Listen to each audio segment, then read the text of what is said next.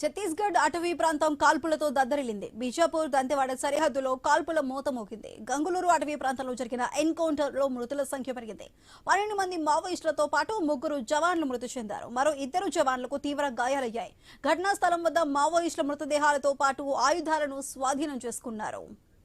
Encounter లో మృతి చెందిన జవాన్లు head constable Monu Vadadi, constable Dukaru Gondu, డిఆర్జీ జవాన్ రమేష్ సోడిగా గుర్తించారు. గంగులూరు అటవీ ప్రాంతంలో ఎదురు కాల్పులు హోరాహోరీగా సాగుతున్నాయి. ఘటనా స్థలం నుంచి ఎస్ఎల్ఆర్, ఇన్సాస్ 303 రైఫిల్స్ తో పాటు ఇతర ఆయుధాలు, పేలుడు పదార్థాలు స్వాధీనం చేసుకున్నారు.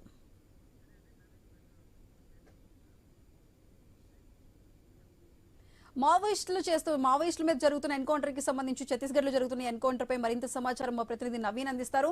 నవీన్, చెప్పండి, ఎన్కౌంటర్ కి సంబంధించి పూర్తి డీటెయిల్స్ ఏంటి? ఇంకా మృతుల సంఖ్య పెరుగుతున్నట్లు కూడా తెలుస్తోంది.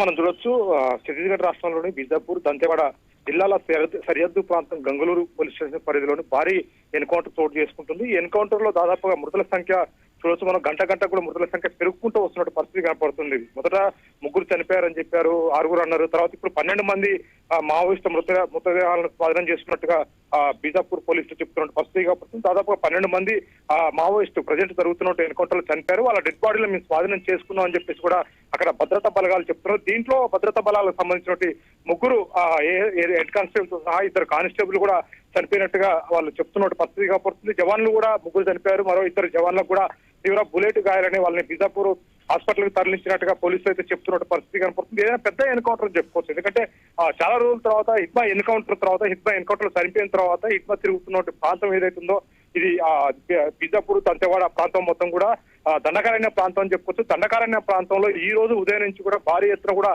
తుపాకీ బుల్లెట్ల సౌండ్లు, తుపాకీ గుండ్ల వర్షం పడుతుందని చెప్పేసి కూడా అక్కడ స్థానికులు చెప్తున్నట్టు పరిస్థితి కాపాడుతుంది. ఎందుకంటే కీలక మావోయిస్టు ఆ ప్రాంతంలో ఉన్నట్టుగా చెప్తున్నారు. వాళ్ళకి షెల్టర్ గా పీఎల్జే కంపెనీ 1 ఆ ప్రాంతంలో తిరుగుతుందని చెప్పేసి కూడా పోలీసులకి ఒక పక్క సమాచారంతో ఆ ప్రాంతాన్ని అయితే చుట్టుముట్టినట్టు పరిస్థితి కాపాడుతుంది. ఎందుకంటే కొంతమంది కీలక నేతలు, మావోయిస్టు కేంద్ర కమిటీ సభ్యులు కొంతమంది ఛత్తీస్గఢ్ అడవి ప్రాంతంలో ఉన్నారు. ఇంకా వాళ్ళు ఎస్కేప్ కాలేదు, వాళ్ళు ఎక్కడికి కూడా పోలేదు. వాళ్ళు లొంగిపోవట్లేదు కాబట్టి పూర్తి స్థాయిలో కూడా వాళ్ళని ఏరివేయడం కోసం కేంద్ర ప్రభుత్వం ఒక ప్రత్యేక ప్రణాళిక తీసుకుంది.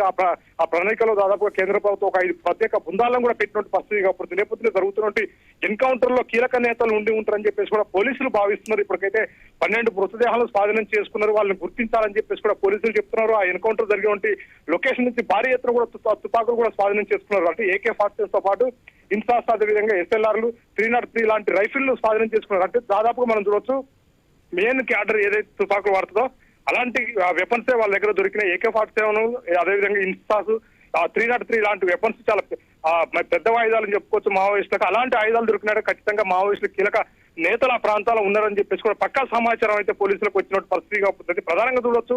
PLJ కంపెనీ 1 ఆ ప్రాంతంలో కనుక తిరుగుతా మాత్రం దేవా ఆ కంపెనీకి కమాండర్ గా ఉన్నాడు. ప్రస్తుతానికి ఆయన సుప్రీం కమాండర్ గా వ్యవహరిస్తున్నట్టు పరిస్థితి కాబడుతుంది. ఆ ప్రాంతంలో కనుక దేవా PLJ కంపెనీ 1 తోటి, అదేవిధంగా కేంద్ర కమిటీ ఉన్నట్టు కీలక నేతలతో ఆ ప్రాంతం ఏమైనా సంచరిస్తే మాత్రం ఖచ్చితంగా మావోయిస్టులకు పెద్ద ఎదురు దెబ్బలే చెప్పుకోవచ్చు. ఎందుకంటే ఈ మధ్యకాలంలో భారీ ఎత్తున కూడా చనిపోతున్నారు, లొంగిపోతున్నారు. ఒక పక్క ఉన్నదే చాలా అడపదడపగా ఉన్నారు ఛత్తీస్గఢ్ లో మావోయిస్టులు. అయితే ఇప్పుడు జరుగుతున్న ఎన్కౌంటర్ లో దాదాపుగా 12 మంది జరిపినట్టుగా ఇప్పటికే కేంద్ర బలగాలు అయితే ప్రకటించిన పరిస్థితి కాబట్టి ఇంకా మృతుల సంఖ్య పెరిగే అవకాశం ఉంటుంది. ఈ నైట్ విజన్ కూడా ప్రత్యేక నైట్ విజన్ డ్రోన్లతోటి భారీ ఎత్తున కూంబింగ్ ఆపరేషన్